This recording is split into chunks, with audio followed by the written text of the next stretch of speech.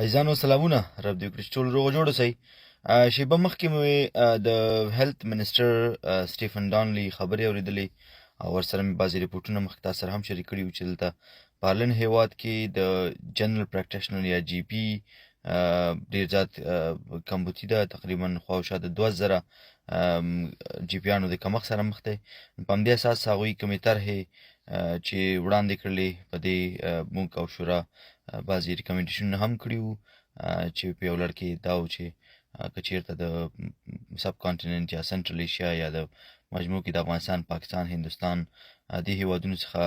ډاکټران دلته راوړل شي، دواړه اړخونه به ګټه وشي، دلته به خلکو ته خدمات عرضه کړي او د هغې د ژوند کې به هم یو څه بدلون راشي. نو په همدې اساس بیا نن دوی په خپل ریپورټ کې دا خبرې کولې چې د ساوت افریقا نه دوی فکر کومه څه کانټراکټ ورسره کړی دی او بعضې جي پیان دلته راوړل کېږي. نو زما هیله او غوښتنه به د افغانستان د هیلث منسټري څخه دا وي چې که چېرته هغوی د ډبلیو ایچ او سره دا چې موږ ریکګنیشن یا دغه نه لرو، نو که د ډبلیو ایچ او سره خبرې وکړي او ډبلیو ایچ او بیا دلته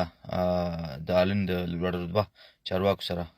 خبرې وکړي یا پروپوزل وړاندې کړي، او یا هم چنان دلته ما سره تاسې که چېرته ډاکټران پیژنئ، دوستان، دغه ویډیو ورسره شریکه کړئ تر څو هغه دلته کمنټ پرېږدي او زه ورسره بیا تبادل نظر وکړم او هغه د هیلث منسټري کوم ګایډلاینز یا کوم ریکوایرمنټس یا کوم اډرسز چې دي، کانټاکټ ډیټیلز چې دي، هغه ورسره شریک کړم. یا هم چنان دوی ډایرکټ خپله کولی چې مستقیما د هیلث منسټري سره د ایرلند رابطه وکړي، او بله لاره یې د حکومت د چارواکو لپاره د افغانستان دا ده چې هغوی د ډبلیو ایچ او د لارې بیا دوی سره رابطه وکړي. او پاکستان او هندوستان کې هم دوی کولی شي چې خپل لوړ رتبه یا مستقیما دلته